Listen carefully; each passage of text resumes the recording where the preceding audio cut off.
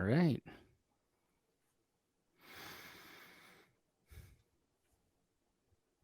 You're listening to the We Are Libertarians podcast network. Find all of our shows at wearelibertarians.com. Welcome to the show. Thank you so much for being here. My name is Chris Spangle, and I am excited to talk to one of my favorite guests. Last time she was here, we had such a great conversation. It was supposed to be a 20-minute conversation. I think we talked for almost an hour. Always very interesting thoughts on different issues of privacy and individual rights. Her name is Leslie Corbley. She is a privacy policy analyst with the Libertas Institute in Lehi, Utah. She covers current events and affairs related to privacy from the perspective of preserving individual rights and essential liberties. She's also a visiting fellow at AIER and a Young Voices contributor. And she is going to discuss with us today. I have had a hunch for a very long time that especially through the pandemic, you figured, oh, somebody in a high position within the government or Congress or one of these, alphabet agencies calls up somebody at one of the social media companies and says, hey, can you really put a tamp down on this? And we have recently had a little bit of confirmation that that's exactly what has happened. And so Leslie is here to talk with me today about that, and I was looking at the article, and I lost you. All right, there we are. Leslie, thank you so much for joining me. Thanks so much for having me. It's always a pleasure to be on. We are on YouTube, and we stream on Facebook. I just want to say you have the best backdrop. The lighting is great. You look fantastic. The camera is great. This is fantastic. I wish all our guests had this high-definition view. Well, I'm going to have to thank the Institute, the American Institute for Economic Research, for letting me use their media room. It is fantastic out here, so I've much appreciated my stay. So really briefly, what is a visiting fellow and what are you doing down there in Georgia? So I'm actually up in Great Barrington in the Berkshires. So Western Massachusetts is where I'm at right now. Right. They're not in there. That's fee. It's okay. It's okay.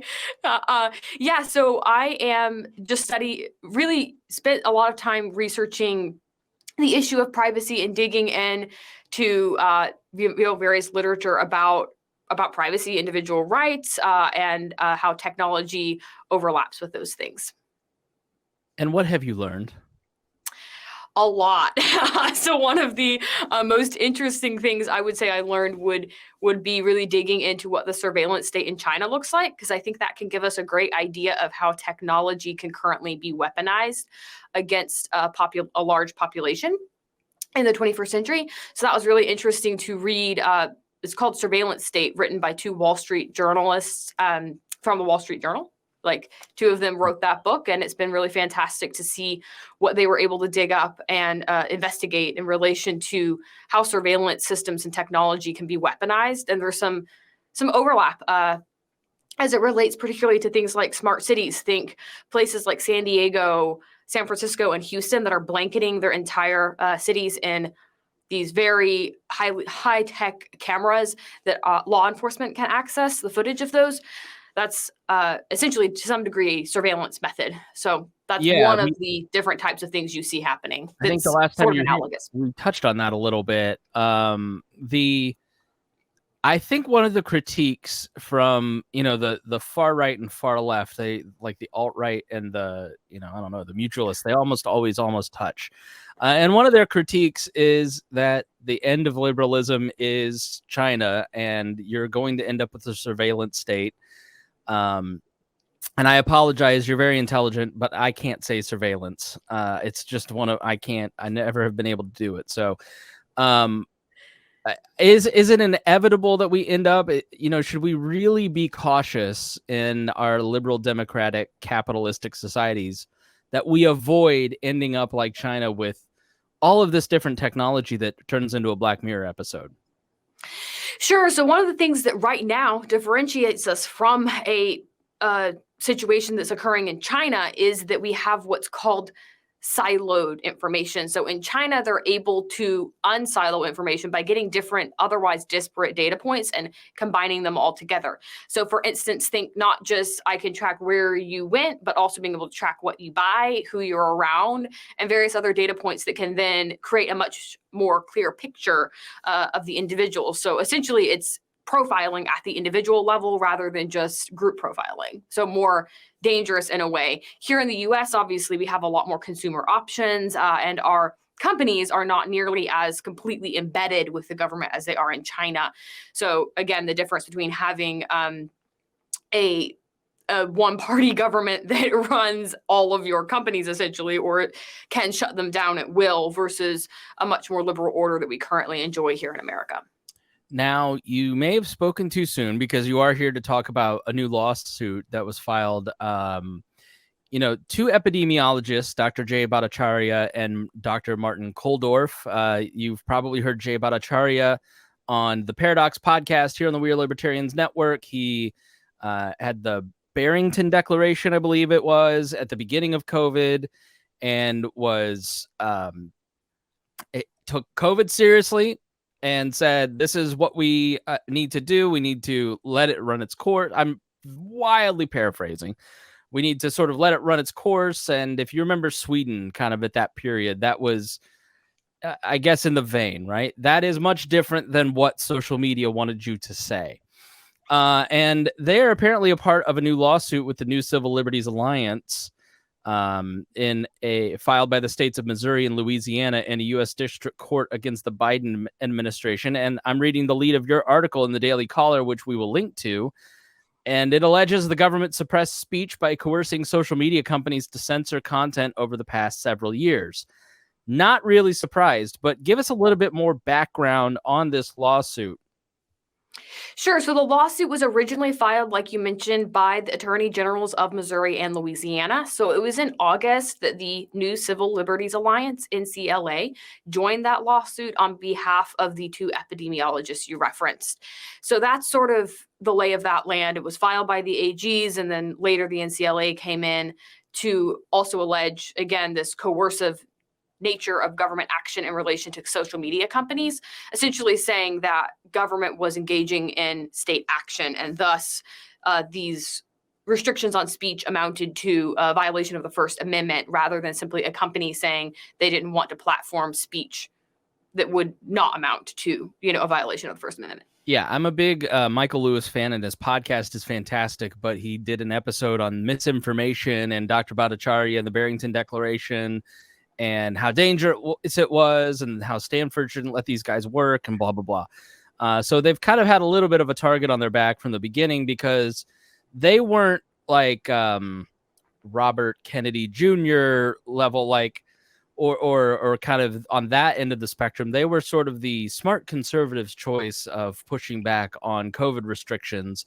And so they were really targeted by social media companies. And if you talked about them, it was, this is not in your article. I'm adding the context for our listener, but I remember reading the Barrington Declaration and seeing this kind of get banned at the time.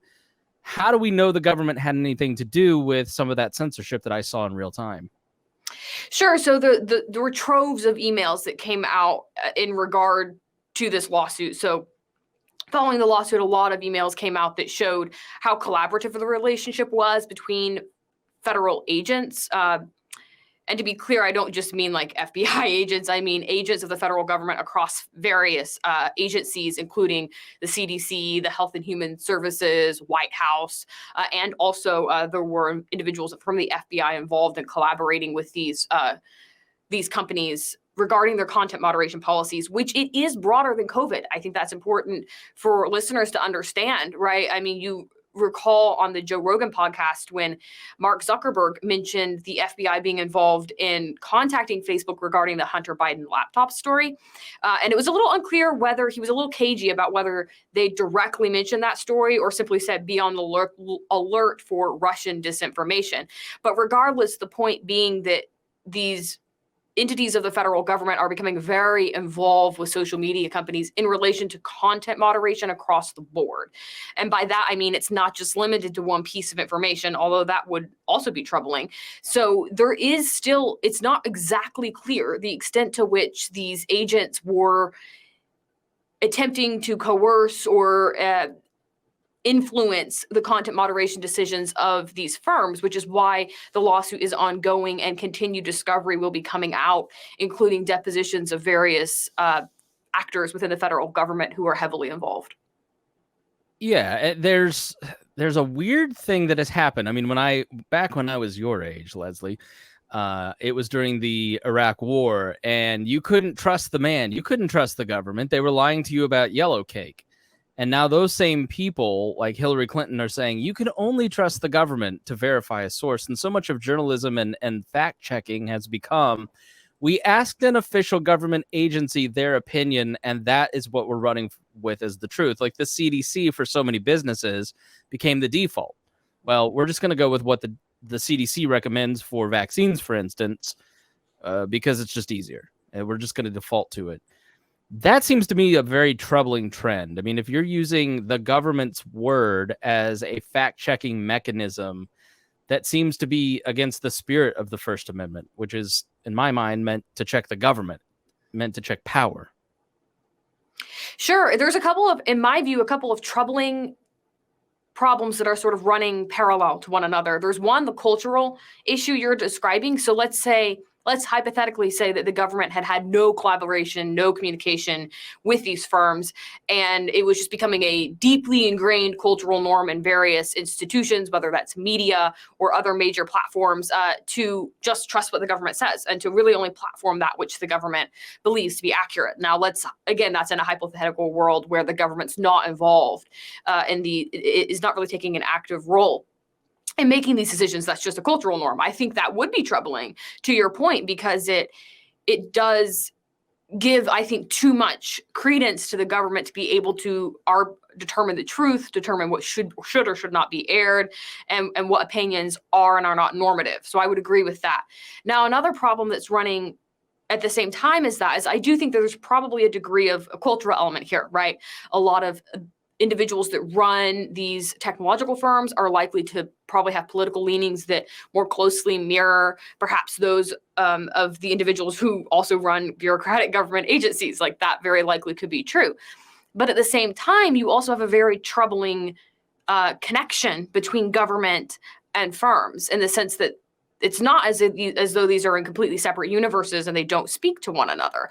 You have, the government has a lot of regulatory power over some of these firms, and for instance, has threatened Facebook, now Meta, with antitrust action over the years, numerous times. So you have a dynamic now where they're sort of blended, and it's unclear the extent to which the actions of government agents are causing media companies to create content moderation policies or to remove content or change content in ways that they otherwise would not have without any collaborative communication between the firms and the government. Yeah, I think it's incredibly powerful when Ron Wyden, who is head of like a technology committee, a senator, says we need to take a look at this, or when Joe Biden says, well, Elon Musk, so I'm watching the press conference after Joe Biden's win. And maybe this is a good illustration of exactly what you're talking about. You tell me if I'm wrong. A journalist stands up and says, are you troubled with, do you think that Elon Musk is a national security risk? No other context, just floats the idea that somehow Elon Musk is he just read it on Twitter and decided to ask the president about it.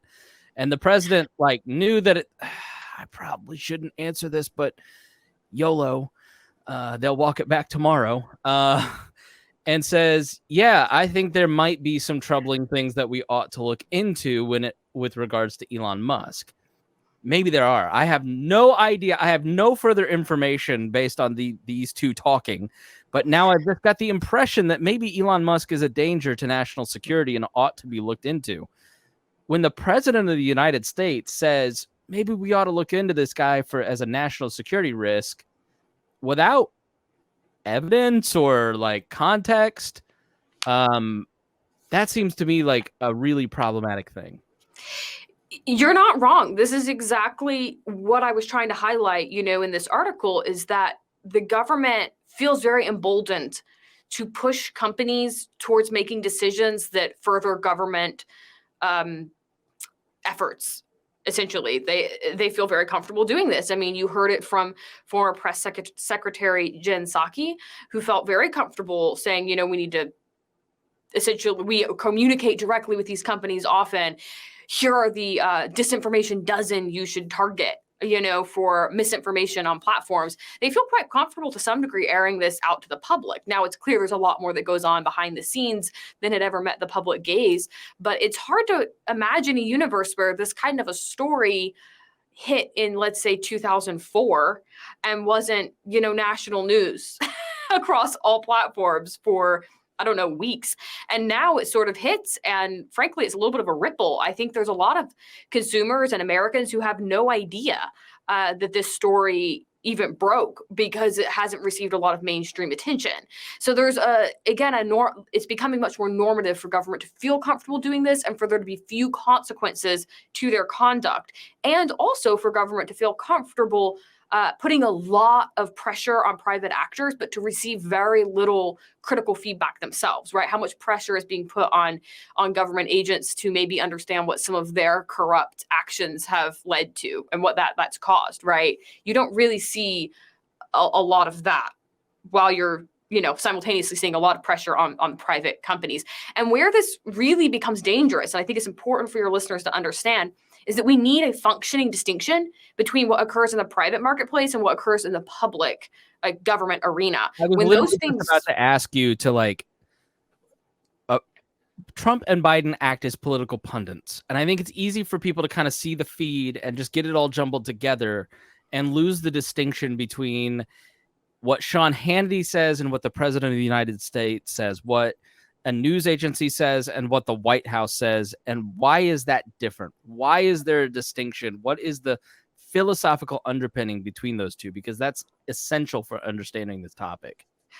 Exactly. So the government really has a monopoly on the use of force. So that's where it's extremely important to understand what the government is saying that they can and can't do, or what actions they can and can't take, and what the media is saying, right? The media doesn't have a monopoly on force.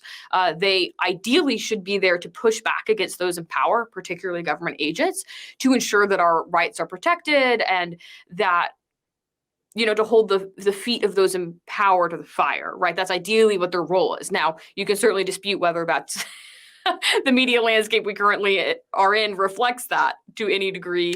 But that's ideally what you would have is the, journalists really ensuring that politicians are being held accountable and the public also being informed by those journalists, right? So the work of the journalists helps inform the public as to who they can and cannot trust in government and who they may or may not want to vote for.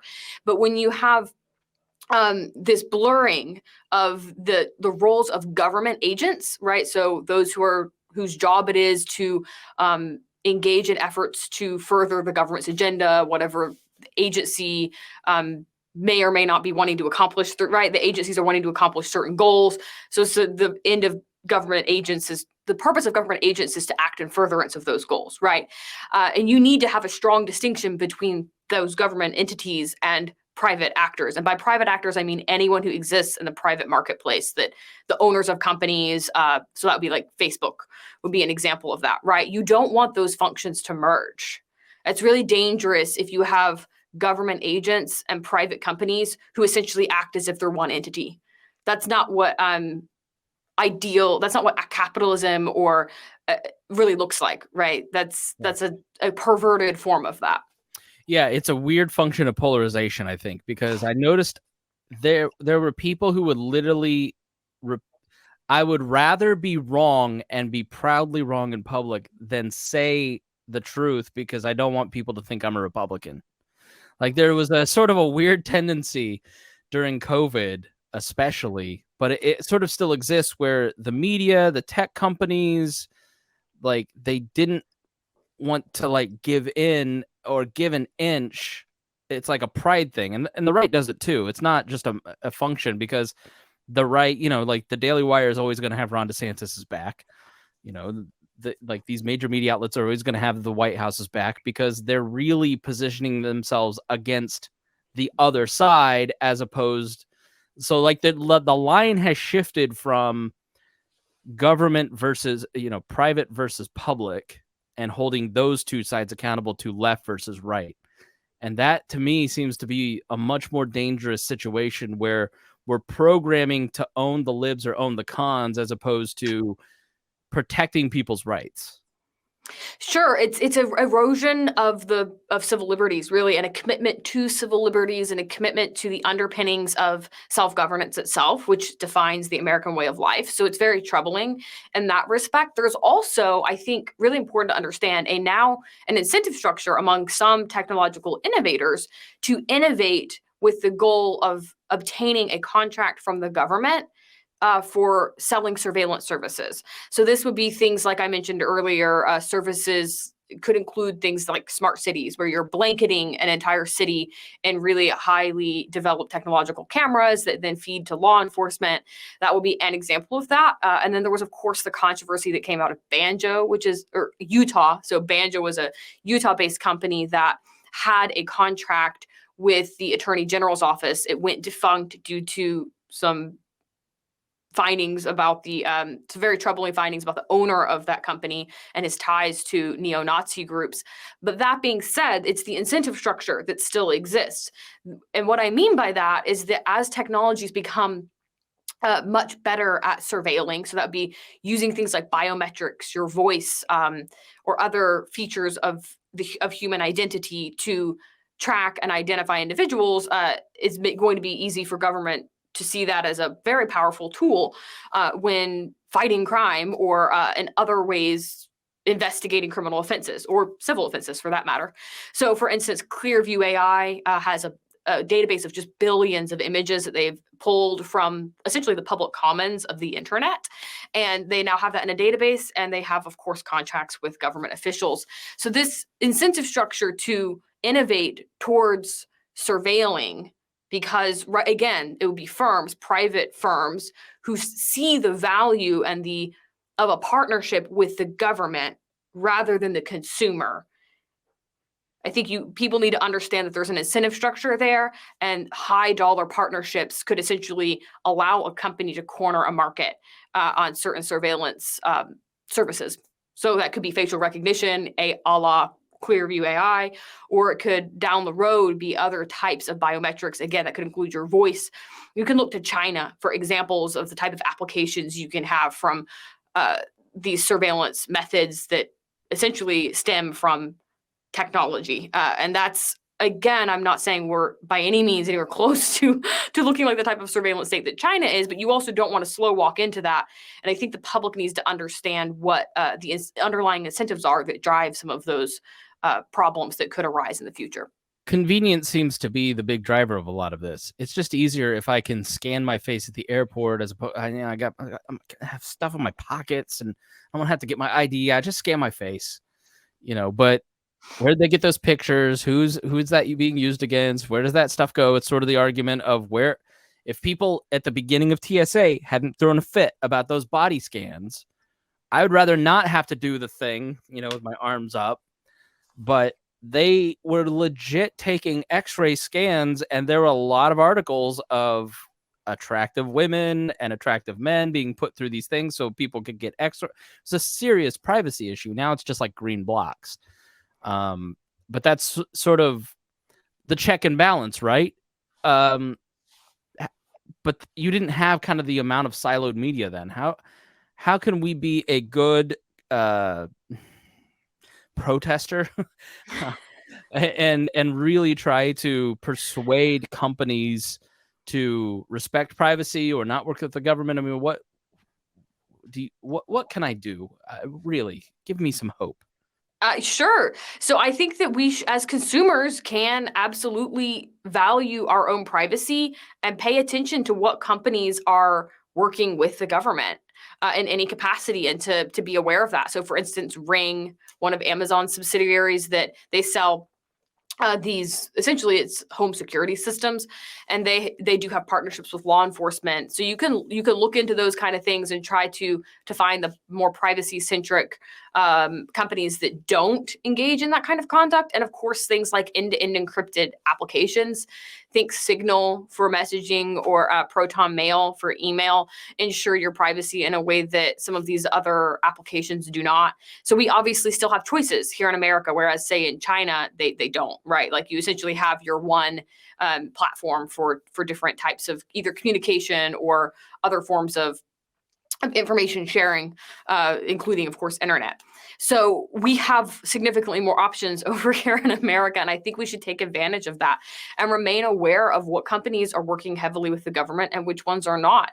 And I understand that it's going to be a bumpy road out of it, in the sense that right now, like someone like you may not be able to just cut ties with YouTube. Let's say you're concerned that YouTube is too collaborative with the government. Well, if that's how you're, making your living or earning a living, it's not necessarily as simple as just immediately moving from A to B platform wise. But I think there we've are seen things with that can be done. Twitter. Yeah, I mean, Twitter. Sorry, the delay. I didn't mean to cut you off, but I think we've seen with Twitter and Facebook, for instance. I mean, a year ago, the left and the right were saying we need to have regulation. These companies are too big to fail. We have to use, and now Amazon just lost $1 trillion. Facebook just fired 11,000 people because they're collapsing.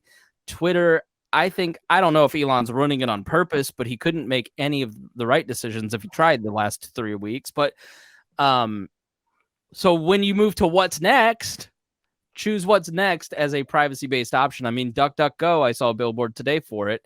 Harry on our show has been talking about that for years as a more private solution to search. And that has really caught on because people just gave it a market.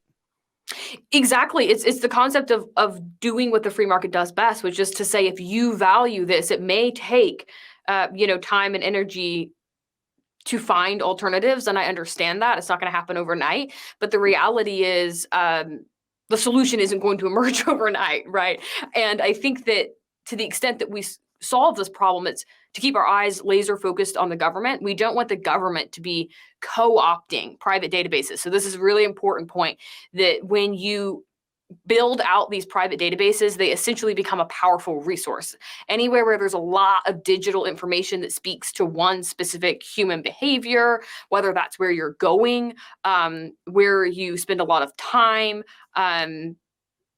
or other things that, again, speak to your habits, it becomes something that is easy for investigators to look at when they're investigating crimes, or wanting to, for instance, with government wanting to control information, right? If there's a certain number of people on Twitter, the government's going to go, this is a great place to go to try to control information flow, because that's where people go to gather information. Therefore, I want to control whether misinformation is going up on that platform, right?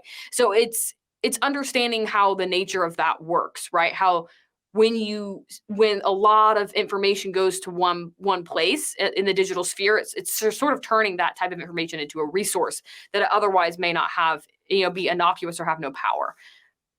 All right, shameless self-promotion time, Leslie.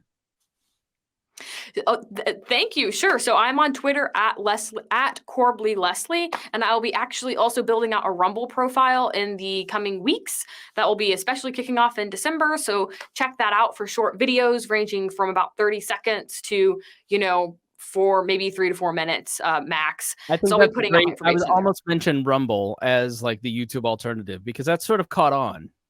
It has, and for good reason. They really, again, you're looking for which companies really value your privacy and take that into account. It seems that Rumble does. They also seem to have I'm not very familiar with the company. I honestly just started my profile and have not even published anything there yet. I'm still trying to learn the platform and the lay of the land, but they do seem to have a fairly interesting model for monetization, where you have several different licensing options you can choose from. So that's, for instance, one reason I haven't put out any videos yet, as I'm deciding on which licensing option I would like for my content. So that's another place you'll be able to find me. My handle will be the same, at Corbly Leslie. Of course, you can follow my work on Libertas at libertas.org. And I also have an active LinkedIn account with just follow my name. You can feel free to follow along. And I post all of my content on my website, which is just lesliecorbly.com. Made that real simple for everyone. I publish all of my interviews, articles, and any other content I produce goes right up on that website. All right, Leslie Corbly, thank you so much for joining me here on the show. We really appreciate your time. Thank you. And thank you so much for listening. If you learned something, please share this episode with your friends. It's short, sweet, and to the point, and we appreciate you helping us grow. Thank you so much, and we will see you again soon. All right, thanks so much. Thank you.